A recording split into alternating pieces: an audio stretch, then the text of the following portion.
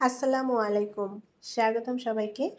গরুর গোশত বা গরুর মাংসের ভীষণ মজাদার একটি রেসিপি নিয়ে চলে এসেছি। আজকে রান্না করব গরুর গোশতের ভুনা। খুবই টেস্টি এবং মজাদার হয় এই গরুর গোশত ভুনাটা। রান্নার জন্য আমি এখানে 700 গ্রাম গরুর গোশত নিয়ে নিয়েছি। আর গরুর গোশতের টুকরোগুলো আমি ছোট করে কেটেছি। এভাবে ছোট করে কেটে নিলে গোশতের মধ্যে মশলা সুন্দরভাবে মিশে যায় আর এটা খেতেও ভালো লাগে। আজকে একদম মাখো মাখো করে গরুর গোশতটা রান্না করব, যার কারণে আমি এভাবে ছোট টুকরো করে নিলাম। এটা যার যার পছন্দ মতো করে কেটে নেওয়া যাবে। গোশত ভালোভাবে ধুয়ে পরিষ্কার করে পানি ঝরিয়ে নিয়েছি। আমি এখানে জিরার গুঁড়া নিয়েছি 2 চা চামচ, ধনিয়ার গুঁড়া 1 চা চামচ, শুকনো মরিচের গুঁড়া 2 চা চামচ, হলুদ গুঁড়া 1/2 চা চামচ, লবণ নিয়েছি স্বাদ মতো।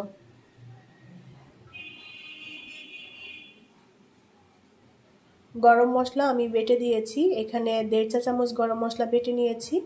অর্ধেকটা দিয়ে দেব, বাকি অর্ধেকটা পরে অ্যাড করব।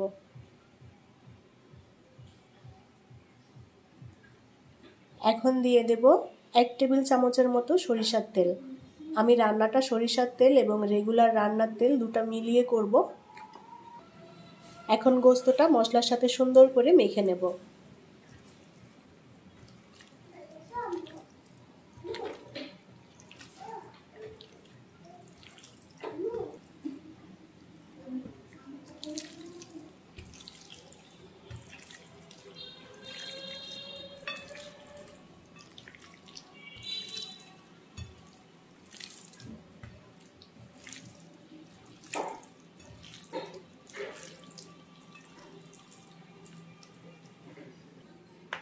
আদা বাটা দিয়ে দেব 1/2 চা চামচ, রসুন বাটা 1/2 চা চামচ।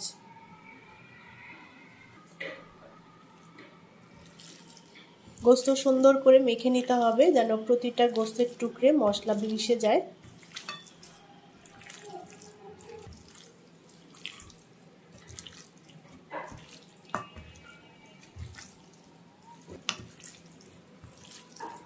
মশলা সুন্দর করে মেখে নিয়েছি। এখন এই গোশতটা আমি 1 ঘন্টা মতো রেস্টে রেখে দেব।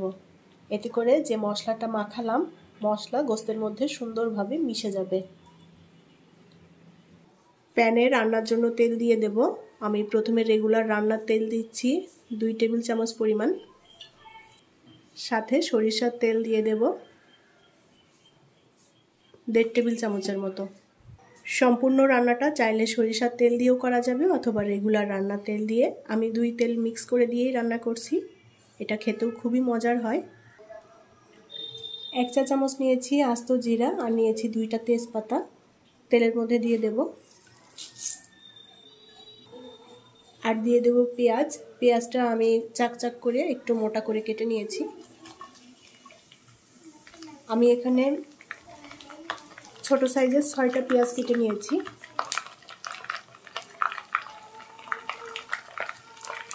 পেঁয়াজটা হালকা একটু ভেজে নেব।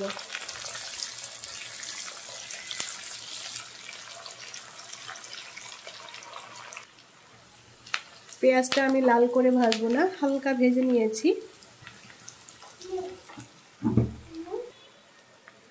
আদা এবং রসুন বাটা নিয়েছি এখানে 1 চা চামচ করে।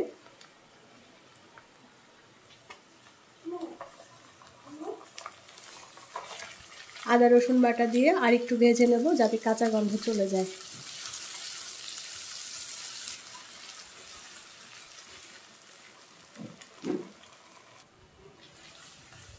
পেঁয়াজ আদা রসুন আমি বেশ ভালোভাবে ভেজে নিয়েছি। এখন গরুর গোশতটা দিয়ে দেব।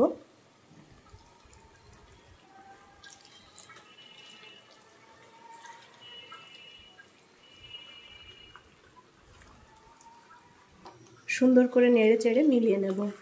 গরুর গোশতটা এখন ভালো করে কষিয়ে নিতে হবে। যত কষানো হবে গোশতটা খেতেও টেস্টি হবে।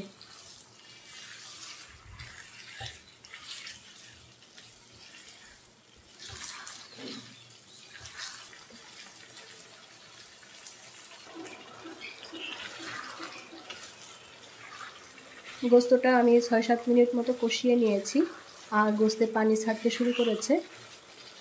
কষানোর জন্য এখনই কোনো পানি দিচ্ছি না, গোস্তের মধ্যে থেকে যে পানিটা বের হবে সেই পানি দিয়ে আমি কষিয়ে নেব।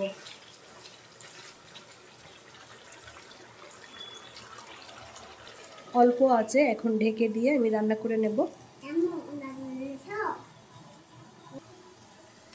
10 মিনিট মতো রান্না করে নিয়েছি।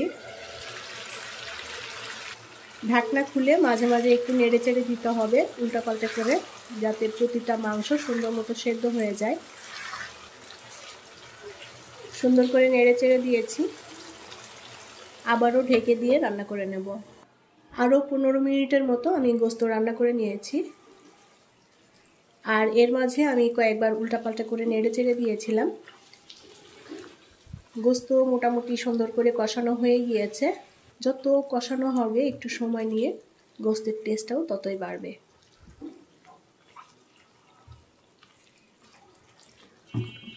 চুলার আঁচ আমি অল্প রেখেছি, অল্প আঁচে কষিয়ে নেব যাতে করে মশলা পুড়ে না যায়।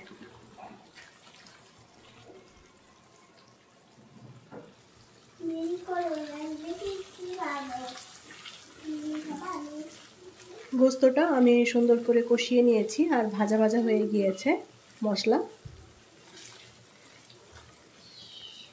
পানি দিয়ে দেব পরিমাণ মতো করে।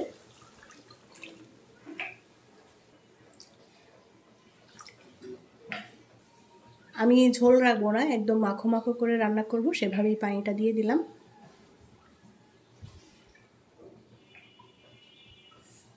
ঢেকে দিয়ে রান্না করে নেব। গোস্তটা আমি আরও 15 মিনিটের মতো রান্না করে নিয়েছি। ঝোলটাও টেনে গিয়েছে, আমি মাখো মাখো করে নেব। গরম মশলা বাটা দিয়ে দেব।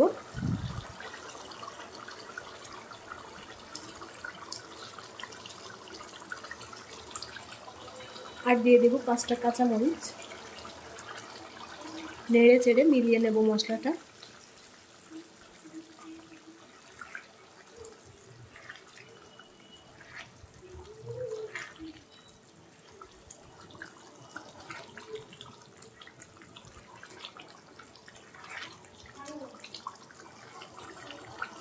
দুই মিনিটের মতো ঢেকে দেব যাতে গরম মশলার ফ্লেভারটা ভালোভাবে মিশে যায় গোস্তের সাথে।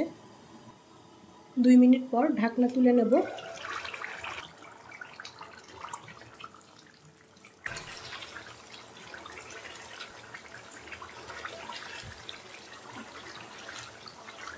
ঝোলটা কিন্তু মাখো মাখো হয়ে এসেছে আর উপরে তেল ভেসে উঠেছে। এখানে যে যেমন ঝোল রাখতে পছন্দ করেন সেভাবে রাখতে হবে, অথবা চাইলে এর থেকেও আর একটু শুকনো মাখো মাখো করে নেওয়া যায়। আমি একেবারে শুকনো করব না।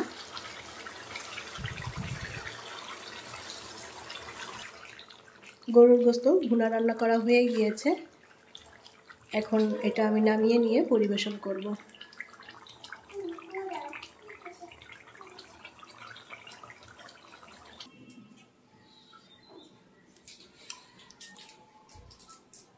গোস্তের কালারটা দেখেই বুঝতে পারছেন মাশাআল্লাহ কতটা সুন্দর এসেছে কালার।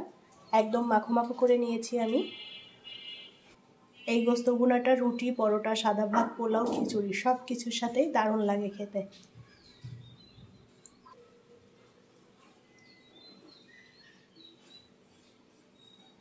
আশা করছি ভালো লেগেছে আজকের গরুর গোস্তের ভুনা। রেসিপিটি যদি ভালো লাগে তাহলে প্লিজ ভিডিওটি শেয়ার করবেন।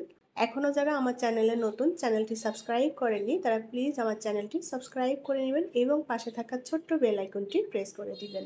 পরবর্তী রেসিপি দেখার আমন্ত্রণ জানিয়ে বিদায় নিচ্ছি। আল্লাহ হাফেজ।